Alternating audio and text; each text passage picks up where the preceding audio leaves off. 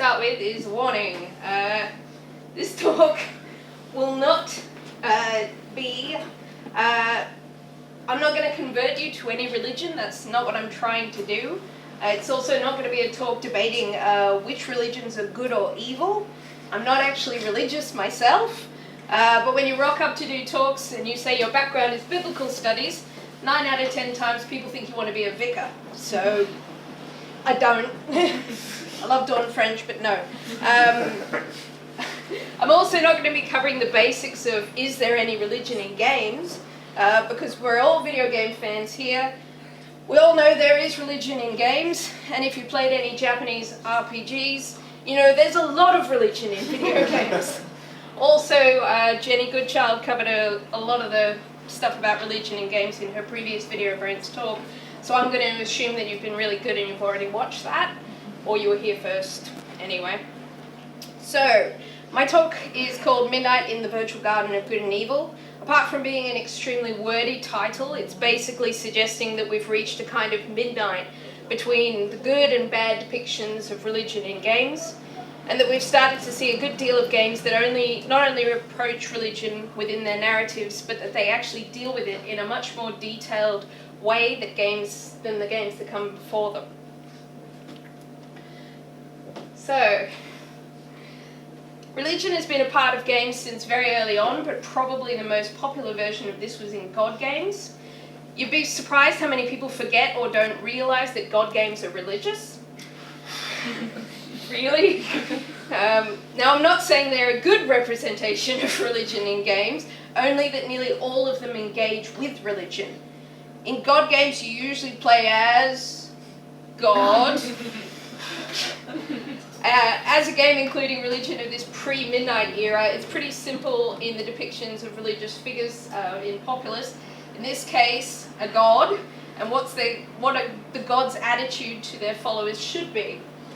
As it says on the box, disasters are your divine prerogative, volcanoes, quakes, swamps. For stubborn non-believers, nothing beats a flood for spring cleaning. It's pretty basic, really. If your followers disobey you, just threaten them, or straight out murder them with natural disasters.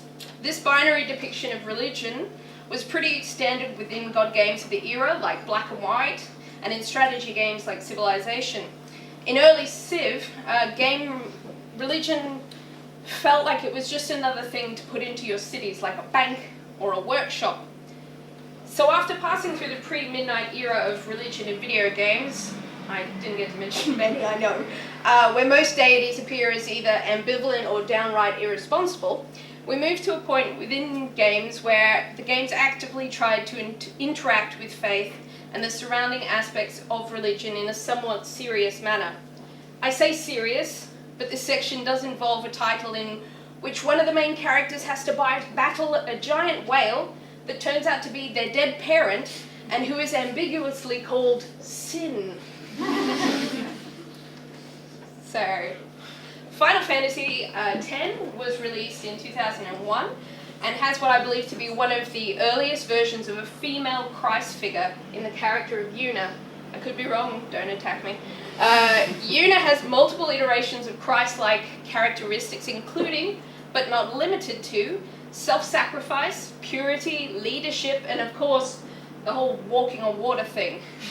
She's followed everywhere she goes by devoted followers who regard her with complete awe.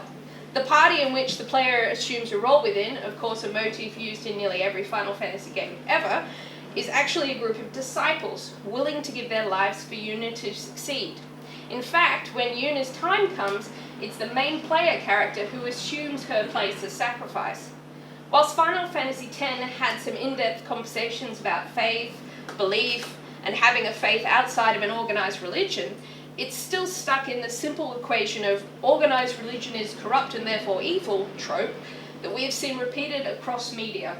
It's a case of close but no cigar.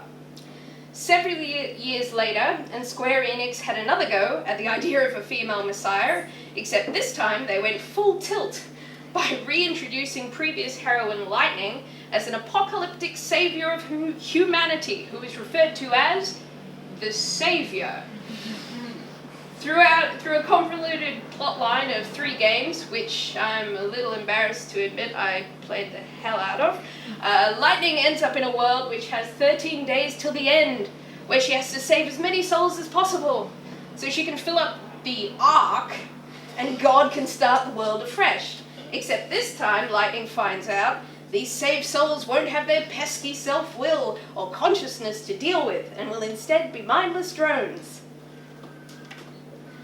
So, in a boss battle to end all religious JRPG boss battles, Lightning fights God. Yep. She even says the great line of, "We don't need God anymore." If you don't get the insinuation the first time, once defeated, God, who looks like some twisted version of those porcelain doll clowns your aunt used to own, is removed from the picture, and life, presumably a life free of religion, can start again anew in a new world, suggested to be Earth as we know it. So before I get to the recent games which have actively portrayed religion with some balance and depth, I should probably mention the elephant in the room, which is Bioshock Infinite. What can I say about Bioshock Infinite? I've just completed a master's on Infinite, and it's safe to say it's a pretty messed up game, and that's coming from someone who really loved playing it. In my mind, at its core, Infinite is intrinsically about religion. It seeps into every particle of the game, yet despite this, the emotional depth of that exploration gets a bit lost amongst all the billboarding that the game does. My husband once described Infinite as a corridor of a game with really pretty windows, and I think he's pretty bang on. I'm not going to describe the main plot, because if you did manage to not play Infinite when it came out, you sure as hell wouldn't miss the plot basics, especially with the recent remaster web article bonanza that we just had this week.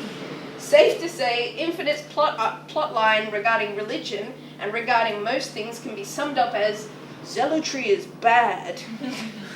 What's interesting about Infinite is that despite the harsh line that it takes on religion, it actually has not one, but 3 characters who, like Yuna and Lightning, can be interpreted as Christ figures.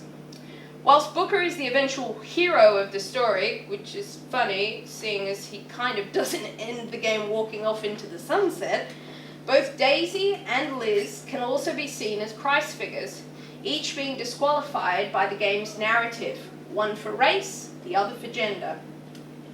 All 3 characters choose to sacrifice themselves at different points in the game's and the game's DLC's narratives. Yet this motive feels buried beneath the game's pseudoscience foreground. The majority of Infinite's depictions of religion and religious characters lack any real detail beyond stereotyping and mustache-twirling evilness, with Levine claiming that the balance of religious faith is portrayed by the character of Lady Comstock. Yet this detail can only be found if you find the relevant Vox phones. The actual character of Lady Comstock, who represents the forgiveness inherent within religious faith, appears only once in the game, as a boss that your character must fight and kill to progress forward. So that's that. So here's the part where I sound like a religious games evangelist and I say, but wait, it gets better. And that's not a lie. It sounds corny, but it's true. As with all topics concerning modern life, sexuality, gender, politics, economics, the discussion within video games regarding religion is finally becoming much more detailed, more nuanced, and more relatable. Indie games are presenting more and more great examples of religion within games. The most recent example for me, and yeah, I'm very slow at playing games sometimes, is Everybody's Gone to the Rapture. I'd expected Rapture to be a lot less in-depth than it turned out to be. I'm not sure why my expectations were low, but I was more than pleasantly surprised by how real everything within the game felt. How the people seemed like real people. How the community felt like a real community. And this was a game in which you never really saw another human being. What an achievement. The way in which this game explored the different types of faith and the stereotypical examples of those types, the nagging old pious woman who wants to comment on everyone else's business, the cheerful but troubled parish priest, Rapture explored religion in a way that didn't assume that everyone's faith is the same, letting those characters explain themselves, doubt in their own beliefs, or strengthen them. All the while, the game explored a science-based apocalyptic narrative that could be told alongside these stories of faith. The two didn't have to automatically exclude each other. AAA games are also improving, and whilst they still include the broad strokes of religion and have to pander to some degree of the mass market audiences, they can still include little touches of progressive narrative detailing. In Dragon Age Inquisition, there is an awfully large amount of religious content. No wonder the game has Inquisition in the title. We've got it's not the Roman Catholic Church because we swapped all the genders of the members church, the Chantry, as well as the uber-zealous subgroup of the Templars. Then you have the dwarves, who believe that if you're really good in life, you'll die and turn into stone. And then you have the elves, who have multiple faiths within their separate regional groupings, and legitimate gods themselves, like everyone's favourite Spock wannabe, who just, wander about the place, messing with shit. Amongst the player's companions, there is again many different aspects of religious belief I'd like to compare to. One of the first characters you meet within Dragon Age Inquisition is Cassandra. Cassandra is, she's a pretty pious person. She actually rivals Zachary Comstock in her belief system. She's pretty standard fare for a video game depiction of a religious character. Not only is she religious to the point of being completely immovable, read stubborn as hell, but she is also revealed to be a lover of smutty fan fiction. So she's a strictly religious goody two-shoes person who also has a guilty secret. So far, so bog standard. But when it comes to Sarah, your group's designated wild card, we see Cassandra's near opposite. Like Cassandra, Sarah has a deep faith in the Maker, yet unlike Cassandra, that's where the stereotype stops. Sarah expresses her belief in the Maker as a fact of life, much in the same vein as she expresses her sexuality. She's a lesbian with a predilection for women with big-ass horns coming out of their head. Fact of life. She rejects all stereotypes, including the ones that say that because she happens to be born an elf, she has to, 1, follow elvish beliefs, or 2, act all elfy. By allowing these two characters to exist in a game side by side, the developers and writers are demonstrating that faith, even faith in the very same thing, can express itself in different ways and doesn't define a person's entire being. Finally, I'd be remiss to discuss religion in games without mentioning the pretty decent work done by the writers and developers of everyone's favourite time sinkhole, Witcher 3. I probably could have and probably should have done this entire talk on religion in Witcher 3. It's pretty great. Why is it good?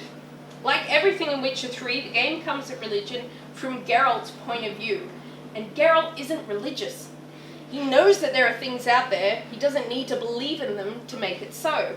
The game depicts multiple aspects of religion and religious faith, but unlike many big-name RPGs, it doesn't stop at just 2 core religions. Witcher instead explores how rumour can become folklore, how folklore can become truth, and how that truth can turn out to be actually something very real and oftentimes very bitey. Witcher also gives the player the opportunity to either condemn or support these beliefs, a small but important detail which has been missing from many video games which deal with religion.